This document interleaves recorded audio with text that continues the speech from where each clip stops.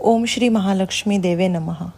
तर आजचा नैवेद्य होता काही थोडासा वेगळा। सर्वप्रथम मी इथे अळवडी लावले पानाला, त्यानंतर काळ्या वाटाण्याची उसळ, गुळामध्ये मी शिरा केला आहे रवाचा, त्यानंतर तांदळाची खीर केले, मालपोहे केलेत मी। आज मनात इच्छा होती की देवीला 5 काहीतरी गोड पदार्थ दाखवावेत। त्याचबरोबर मी ओल्या नारळाची तळलेली करंजी आणि एक मोदक केलेला आहे। त्याचबरोबर काकडीच्या घाऱ्या केलेल्या आहेत आणि काळ्या वाटाण्याची उसळ केली म्हणून आपले वडे केले।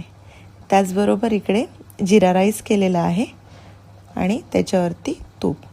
असा मी आजचा नैवेद्य केला होता देवीसाठी खास। तुम्ही काय केलं होतं मला नक्की सांगाल।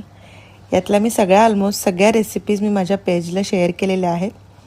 तरी पण तुम्हाला कोणती रेसिपी आवडली असल्यास नक्की कळवा आणि माझ्या पेजला लाईक करा, शेअर करा, सबस्क्राईब करा।